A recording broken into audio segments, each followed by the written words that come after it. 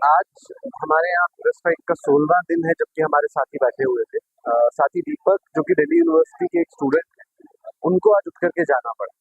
उन्हें हॉस्पिटलाइज किया गया है। उनका ब्लड प्रेशर जो है वो 80/40 हो चुका था, यानी उनका जो सिस्टोलिक और डायसिस्टोलिक है, उसमें जो नॉर्मल डायसिस्टोलिक के लिए होता है 80, वो उनका सिस्टोलिक पे आ गया था। इससे नीचे जाना आपके ऑर्गन्स के लिए बहुत बहुत मतलब बहुत मुश्किल होता है। आपके ऑर्गन्स जो है उनको बहुत असर पड़ता है, हार्ट पे असर पड़ता है। इस वजह से डॉक्टर्स की तरफ से सख्त दबाव था कि इन्हें लिया जाए, और इस वजह से हमने उन्हें एडमिट किया ताकि उनकी सेहत जो है उसको कोई इरिवर्सिबल डैमेज ना हो। बात लेकिन ये है कि दीपक को हॉस्पिटलाइज क्यों होना पड़ा, क्यों एक दिल्ली यूनिवर्सिटी जैसी यूनिवर्सिटी के अंदर पढ़ने वाले स्टूडेंट को हॉस्पिटल ले जाया। क्या दीपक यहाँ पर बैठ करके किसी अपने अपनी पढ़ाई या अपने किसी चीज के लिए बस बैठे हुए थे? बात जो है वो ये है कि दिल्ली यूनिवर्सिटी जैसी यूनिवर्सिटी में पढ़ने वाले भी एक स्टूडेंट हॉस्पिटलाइज आज इसलिए होना पड़ा है क्योंकि सरकार की तरफ से किसी को कोई फर्क नहीं पड़ रहा। हर दिन यहाँ पर पुलिस की तरफ से एक मेडिकल टीम आती है। ऐसा नहीं है कि पुलिस बेखबर है कि यहाँ पे भूख हड़ताल चल रहा है। अगर पुलिस बेखबर नहीं है तो वो लोग जो कि पुलिस के लिए जिम्मेदार है वो भी बेखबर नहीं।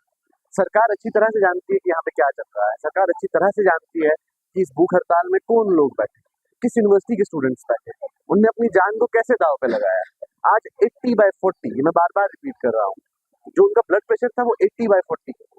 आम दिन अगर किसी इंसान का इतना नीचे ब्लड प्रेशर गिर जाए, उसको हॉस्पिटलाइज कर जाना पड़ जाए, और दीपक एक स्टूडेंट जिसकी उम्र लिटरली 20s में है, और उस इंसान का ब्लड प्रेशर इतना लो गिर रहा है। वो गिरा नहीं, वो गिरवाया गया। जिम्मेदार है उस चीज के लिए धर्मेंद्र प्रधान, जिम्मेदार वो लोग जिम्मेदार हैं जो कि अभी तक चुप बैठे हैं सरकार के अंदर। अभी तक कोई रिस्पॉन्स नहीं आया है यहाँ पर, और इस वजह से अभी भी हम लोगों का जो जो साथी बैठे हुए हैं, यहाँ पे अभी 3 साथी बैठे हुए हैं। नेहा है वो बैठी हुई है, आमीन है वो बैठे हुए हैं, साथी मनीष है वो बैठे हुए हैं, और ये सब साथी जो है वो तब तक अपना भूख हड़ताल जारी रखेंगे जब तक कि जो डिमांड्स है वो पूरी नहीं होगी। इसमें एक मरहला ये भी है कि ये आज जो हुआ, और इससे पहले भी साथी ऋषिकेश को हॉस्पिटलाइज करना पड़ा, उससे पहले दानिश को हॉस्पिटलाइज करना पड़ा, जिनकी तबीयत हद से ज्यादा खराब हो गई।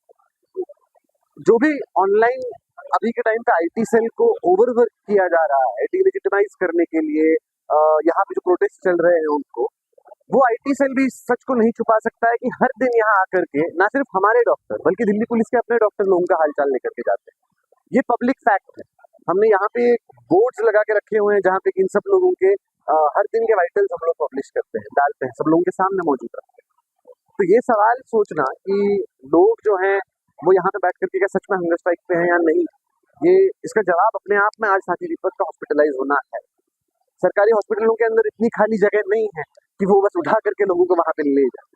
यहाँ पे हालत सही में इतनी क्रिटिकल है कि आम स्टूडेंट्स को यूनिवर्सिटियों में, अच्छी यूनिवर्सिटियों में पढ़ने वाले स्टूडेंट्स को उठा करके ले जाना पड़ता है।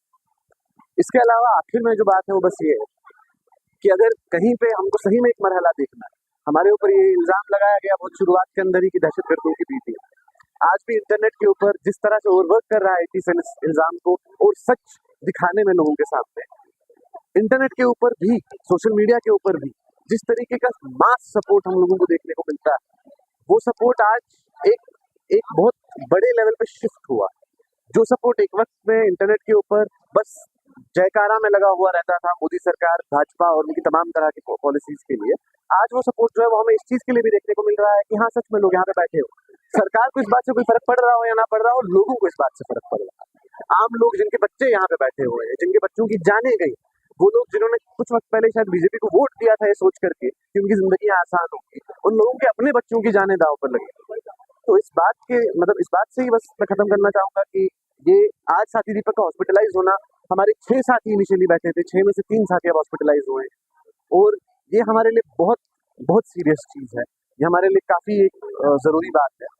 तो इसके अलावा जो साथी लोग यहाँ पे भी बैठे हुए हैं, काफी और स्टूडेंट्स बैठे हैं खुद से यहाँ पर आकर के, जो किसी ऑर्गेनाइजेशन से एफिलिएटेड नहीं है, वो अपने मतलब खुद से भूख हड़ताल पे यहाँ पे आकर के वॉलंटियर किया उन्होंने। उनमें से कई सारे लोगों को हॉस्पिटलाइज करना पड़ा। आज एक साथी वहाँ पे जो बैठती हैं पीछे की तरफ, उनको भी आज अपना भूख हड़ताल तोड़ना पड़ा था, और बाकी सोनम अंकित जी वहाँ बैठे हुए हैं, उनकी हालत ऐसी है कि उनके लिए भी उठना मुश्किल हो गया है। मतलब हर तरीके के, हर उम्र के, हर जगह के लोग आज आपको इस प्रोटेस्ट के अंदर देखने को मिल रहे हैं। कुछ लोग हैं जो कि अपनी लड़ाई लड़ रहे हैं, अपनी एजुकेशन की लड़ाई लड़ रहे हैं, कुछ लोग हैं जो कि अपने बच्चों की लड़ाई लड़ रहे हैं, कुछ लोग हैं जो कि सिर्फ इसलिए यहाँ पर मौजूद है, जिसमें कुछ गलत नहीं है, जो कि सही में एक डेमोक्रेसी का एक वाइब्रेंट कलर होना चाहिए कि एक इंसान के साथ अगर कुछ गलत हो रहा है तो मैं उसके साथ खड़ा रहूं। इस एक बेसिक फीलिंग के साथ में लोग जंतर मंतर के अंदर आए।